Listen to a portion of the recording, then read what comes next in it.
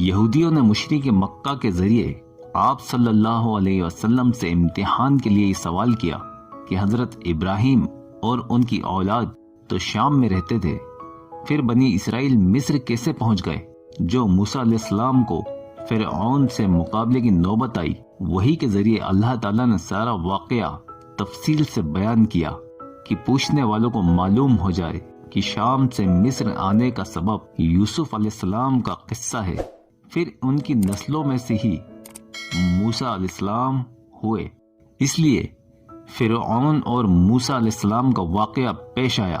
اس وجہ سے قرآن نے پورا واقعہ تفصیل سے بیان فرمایا اور اس قصے کو احسن القصص یعنی بہترین قصہ کہا۔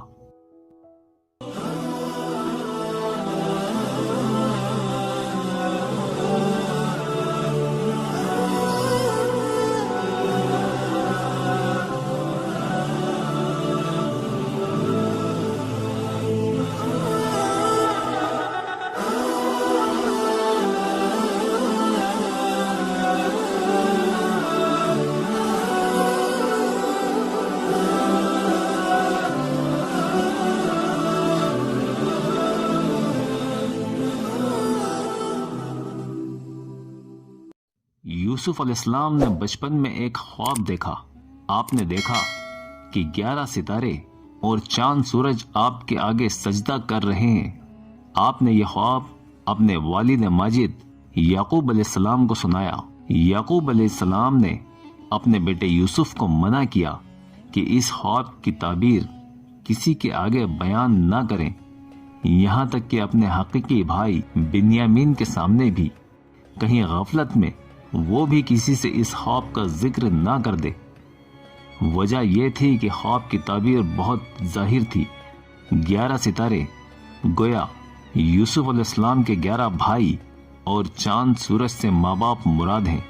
کسی نہ کسی وقت یوسف علیہ السلام کی عظمت کے آگے سر جھکائیں گے۔ اگر ان کے اولاتی بھائیوں یعنی سوتیلے بھائیوں کو اس خواب کا علم ہو گیا تو ہو سکتا ہے وہ ان کو کوئی نقصان پہنچا دے، کیونکہ آخر وہ بھی خاندان نبوت سے تھے۔ انہیں اس خواب کو سمجھنا کوئی مشکل کام نہ تھا۔ یوسف علیہ السلام سب بھائیوں سے خوبصورت اور یعقوب علیہ السلام کے چہیتے تھے۔ آپ یوسف اور ان کی حقیقی بھائی بنیامین کا زیادہ خیال رکھتے تھے، کیونکہ یہ دونوں بھائی اپنے اولاتی بھائیوں سے چھوٹے تھے۔ دوسرے بھائیوں کو یہ بات ناگوار گزرتی تھی۔ وہ کہتے تھے، ہم سب بڑے بھائی ہیں، طاقتور ہیں، وقت آنے پر ہم ہی باپ کے کام آئیں گے۔ یہ دونوں بھائی تو چھوٹے ہیں، ان سے کیا امید؟ رشک و حسد کی آگ اندر ہی اندر سلگ رہی تھی۔ جب برداشت نہ ہوا تو ایک دن سب بھائیوں نے مشورہ کیا کہ یوسف کی موجودگی میں ممکن نہیں کہ ہم باپ کی خصوصی محبت و توجہ حاصل کر سکیں، اس لیے یوسف کو راستے سے ہٹانا پڑے گا، اسے قتل کر دیتے ہیں۔ جب وہ نہ رہے گا تو باپ کا سارا دھیان ہماری طرف ہو جائے گا۔ یوسف کو قتل کر کے خوب توبہ کر لیں گے اور خوب نیک بن جائیں گے۔ بنیامین سے ہمیں اتنی فکر نہیں ہے۔ ایک بھائی جس کا نام یہودا تھا، وہ کہنے لگا، قتل کرنا ٹھیک نہیں، مناسب ہوگا کہ کسی بستی سے دور گمنام کنویں میں ڈال دیں۔ کوئی مسافر ادھر سے گزرے اور ہو سکتا ہے انہیں ساتھ لے جائے۔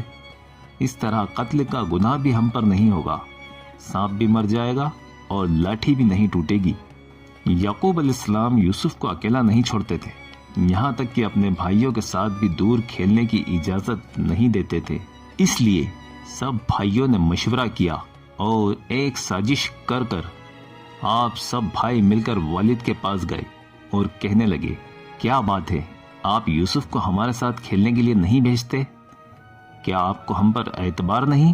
ہم یوسف کے خیر خواہ ہیں، اس کی دیکھ بھال کر سکتے ہیں، آپ اسے ہمارے ساتھ کھیلنے کے لیے اجازت دیں۔ کل ہم خوب کھیلیں گے، کھائیں گے، پیئیں گے۔ یعقوب علیہ السلام نے کہا، مجھے ڈر ہے کہ تم کھیلنے سے بے خبر رہو اور بھیڑیا اسے اٹھا لے جائے۔ آپ کو خدشہ تھا کیونکہ وہاں آس پاس کے جنگل میں بھیڑیے کثرت سے تھے۔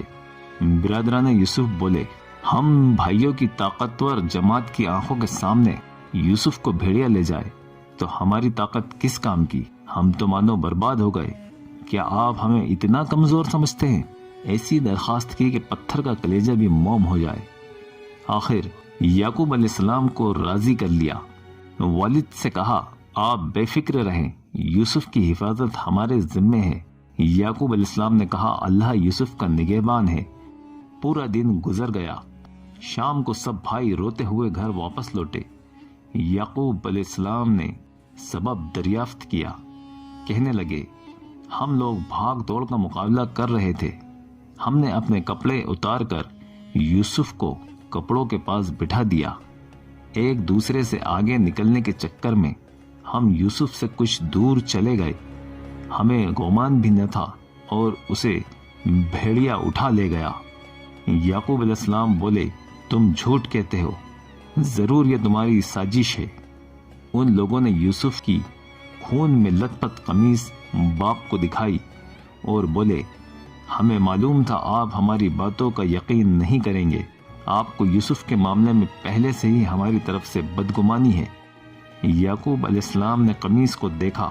قمیص خون میں لت پت تھی، لیکن کہیں سے بھی کٹی یا پھٹی نہیں تھی، کیونکہ یوسف کے بھائیوں نے بکری یا ہرن کے خون سے قمیص کو تو تر کر دی، لیکن کاٹنا پھاڑنا بھول گئے۔ یعقوب علیہ السلام کو ان کی سازش پر شک ہو گیا، لیکن آپ یہ سمجھ گئے ابھی یوسف کا ملنا مشکل ہے اور مدت معین کے بعد ہی اس مصیبت سے نجات ملے گی، اور اگر زیادہ زور دیا تو ممکن ہے کہ طیش میں آ کر مجھے بھی ایذا پہنچانے کی کوشش کریں۔ یعقوب علیہ السلام نے کہا، یہ سب تمہاری سازش ہے اور اپنے دلوں کی تراشی ہوئی باتیں ہیں۔ میں پھر بھی صبر کروں گا، نہ کسی سے شکوہ کروں گا اور نہ ہی شکایت، صرف اپنے خدا سے دعا کرتا ہوں کہ صبر کرنے میں میری مدد فرمائے اور سلامتی کے ساتھ یوسف سے دوبارہ ملنا نصیب فرمائے۔ بھائیوں نے یوسف کی قمیص کو خون آلودہ تو کر دیا، لیکن یہ خیال نہ رہا کہ قمیص کو کاٹ پھاڑ کر لاتے، جیسا کہ طے تھا۔ یوسف کو ان کے بھائیوں نے بستی سے دور ایک کنویں میں ڈال دیا۔ 3 دن تک کم عمر یوسف گہرے اندھیرے سنسان کنویں میں رہے۔ اللہ نے ان کی حفاظت کی۔ ایک بھائی جس کا نام یہودا تھا، جس کو تھوڑا رحم آیا، وہ ہر روز کنویں میں کھانا پہنچا آتا تھا۔ ویسے بھی سب کو معلوم تھا کہ یوسف زندہ ہیں، مرے نہیں۔ کوئی مسافر نکال کر اپنے ساتھ لے جائے تو کانٹا نکل جائے۔ آخر مدین سے مصر جانے والا ایک قافلہ وہاں سے گزرا۔ کنواں دیکھ اپنا آدمی پانی بھرنے کے لیے بھیجا۔ اس نے اپنا ڈول کنویں میں ڈالا۔ یوسف چھوٹے تو تھے ہی، ڈول میں بیٹھ گئے اور رسی کو ہاتھوں سے مضبوطی سے پکڑ لیا۔ جب ڈول اوپر آیا تو کھینچنے والا حیران ہو گیا۔ اس نے دیکھا سنسان گہرے کنویں میں اتنا خوبصورت بچہ۔ وہ بہت خوش ہوا، لیکن دل میں لالچ آ گیا۔ اس نے سوچا، کیوں نہ مصر کے بازار میں اس کو بیچ دیا جائے، اس خوبصورت بچے کی اچھی قیمت ملے گی۔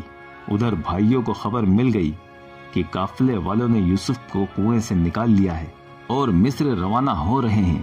برادران یوسف قافلے کے پاس پہنچے اور انہیں بتایا کہ یہ تو ہمارا غلام ہے، اسے بھاگنے کی عادت ہے، بھاگ کر یہاں آ گیا ہے، لیکن اگر تم چاہو تو اسے خرید سکتے ہو۔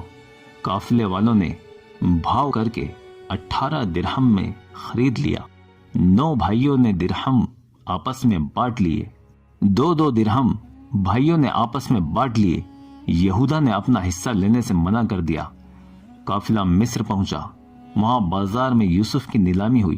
عزیز مصر نے یوسف کو خرید لیا، جو کہ وہاں کا بڑا عہدیدار تھا۔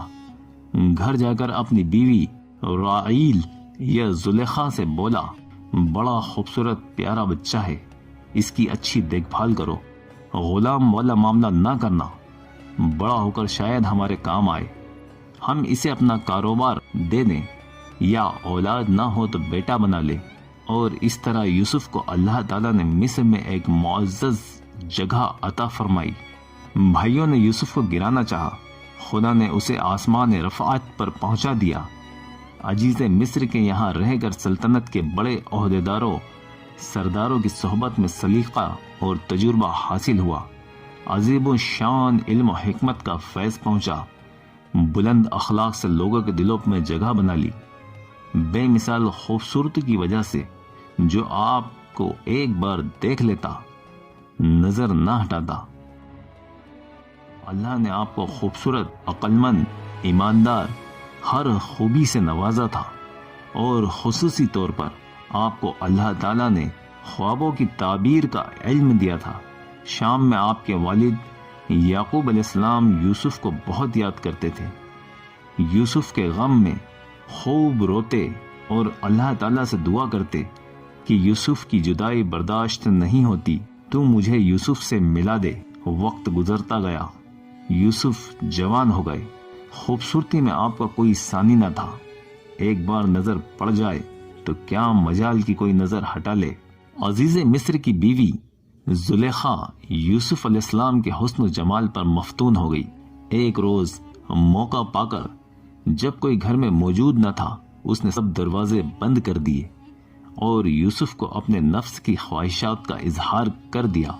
جوانی کا عالم، قوت کا زمانہ، عیش و نشاط کے سامان، سب سہولت کے ہوتے ہوئے کوئی متقی بھی پگھل جاتا، مگر خدا نے یوسف کو علم و حکمت سے نوازا تھا اور پیغمبرانہ امت کے بلند مقام پر پہنچایا تھا۔ کیا مجال کی شیطان کا جادو چل پاتا۔ آپ نے کہا، معاذ اللہ، اللہ کی پناہ، میں ایسی کبھی حرکت کیسے کر سکتا ہوں جبکہ میرے مالک عزیز نے عزت اور راحت سے مجھے اپنے پاس رکھا۔ کیا میں اپنے محسن سے ناانصافی کروں؟ بے ایمان کبھی کامیاب نہیں ہوتا۔ یوسف جلدی سے دروازہ کھولنے کے لیے دوڑے۔ زلیخا بھی انہیں روکنے کے لیے پیچھے بھاگی۔ اتفاقاً یوسف کی قمیص کا پچھلا حصہ زلیخا کے ہاتھ میں آ گیا۔ اس نے پکڑ کر کھینچنا چاہا، کھینچا تانی میں کرتا پھٹ گیا۔ ادھر سے یہ دونوں دروازے پر پہنچے، ادھر عزیز مصر بھی اچانک اسی وقت دروازے پر آ گیا۔ وہ کچھ سمجھ پاتا اس سے پہلے ہی زلیخا نے بات گھما ڈالی۔ اس نے الٹا یوسف پر الزام لگا دیا اور کہنے لگی، اس نے مجھ پر برا ارادہ کیا، اسے کوڑے مار کر جیل میں ڈال دیا جائے۔ عورت کے خاندان کا ایک اور شخص بھی وہاں آ گیا جو بڑا دانشمند اور منصف تھا۔ یوسف علیہ السلام نے بھی سارا قصہ سنایا۔ عورت کے خاندان والے نے کہا، اگر یوسف نے زبردستی کی ہوگی تو اس کا چہرہ عورت کی طرف ہوگا، یعنی کرتا سامنے کی طرف سے پھٹا ہوگا، اور اگر جیسا یوسف کہہ رہے ہیں عورت سے بچنے کے لیے وہ دروازے کی طرف بھاگے، عورت نے ان کا پیچھا کیا تو کرتا پیچھے سے پھٹا ہوگا، تب یوسف سچ بول رہے ہوں گے۔ کرتا دیکھا گیا، کرتا پیچھے سے پھٹا ہوا تھا۔ سب جان گئے یوسف سچے ہیں اور عورت جھوٹ بول رہی ہے۔ عزیز مصر بولا، اس بات کا ذکر کسی سے نہ کرنا، ہماری بدنامی اور رسوائی ہوگی، لوگوں میں ہماری کیا عزت بچے گی، اور یقیناً قصور تیرا ہے، یوسف بے قصور ہیں۔ لیکن بات پھیل گئی۔ عورتوں نے زلیخا کو تانا دینا شروع کر دیا کہ معزز عہدیدار کی بیوی کے لیے کیسی شرمناک بات ہے کہ وہ ایک غلام پر مفتون ہو گئی۔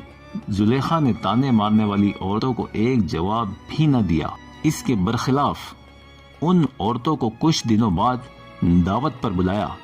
دسترخوان سجایا گیا، کھانے پینے کی چیزوں کے علاوہ پھل وغیرہ رکھے تھے جنہیں کاٹنے کے لیے سب کے ہاتھ میں چاقو دے دیا گیا۔ یوسف علیہ السلام قریب ہی کہیں موجود تھے۔ اس نے آواز لگائی، ادھر سے نکل آئیں۔ آپ کا نکلنا تھا کہ بجلی سی کون گئی۔ تمام عورتیں یوسف علیہ السلام کی خوبصورتی کو دیکھ کر ہوش کھو بیٹھی اور مدہوشی کے عالم میں چاقو سے پھلوں کی جگہ اپنے ہاتھ کاٹ لیے۔ یوسف علیہ السلام معصوم فرشتے کی طرح نگاہ جھکائے ہوئے وہاں سے گزر گئے۔ حیا، پاک دامنی جو آپ کے کردار سے جھلک رہی تھی، دیکھ کر کہنے لگی، یہ آدمی نہیں ہو سکتا، یہ تو کوئی فرشتہ معلوم ہوتا ہے۔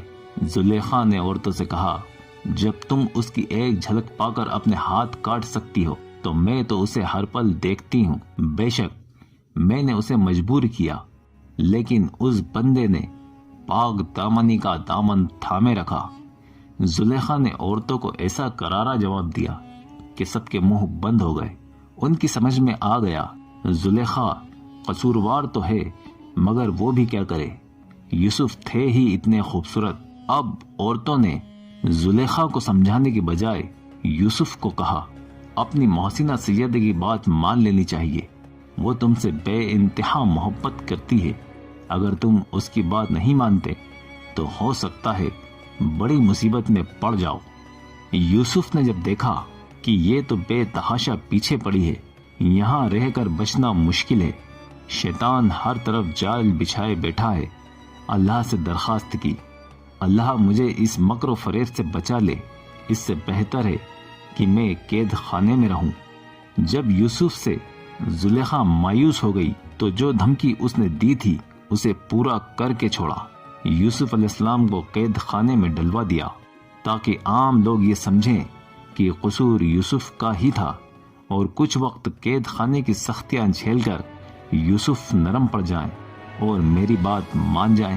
یوسف کو جیل میں ڈال دیا گیا۔ اسی دوران 2 جوان قیدی قید خانے میں لائے گئے، دونوں پر بادشاہ کو زہر دینے کا الزام تھا۔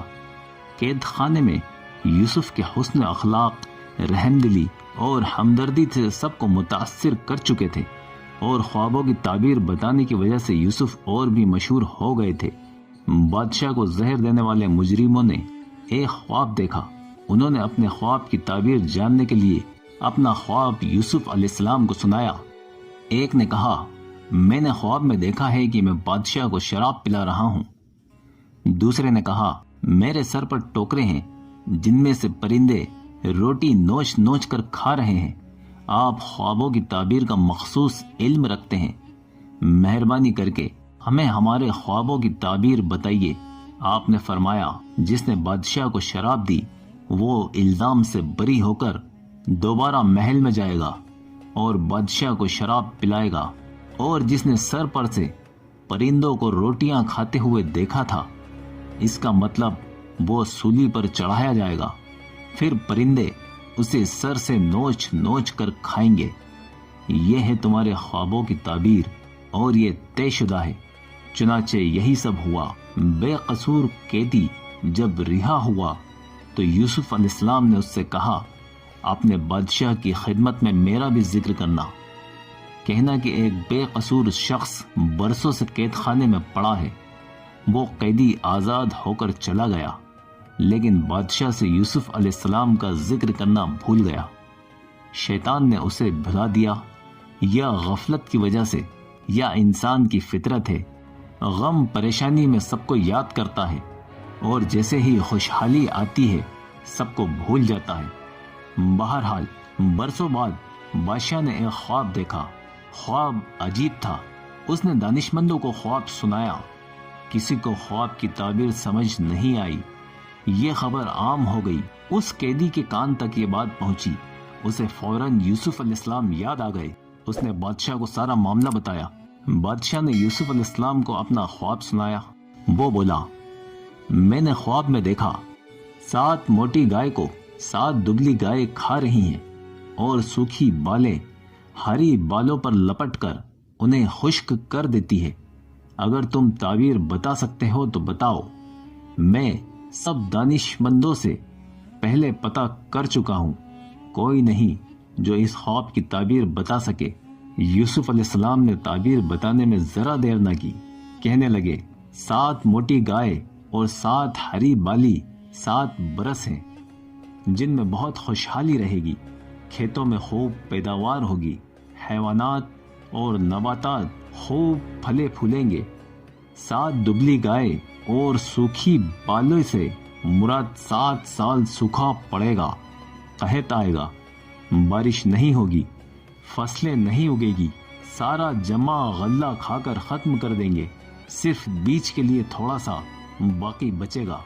یہ تو ہے آپ کے خواب کی تعبیر، اور اس قحط سے بچنے کا طریقہ بھی میں آپ کو بتاتا ہوں۔ 7 سال جو پیداوار ہو اسے بڑی حفاظت سے رکھو، کھانے کا غلہ الگ الگ جمع کرو، باقی اناج بالیوں میں ہی رہنے دو تاکہ کیڑوں وغیرہ سے محفوظ رہیں اور انہیں الگ رکھو۔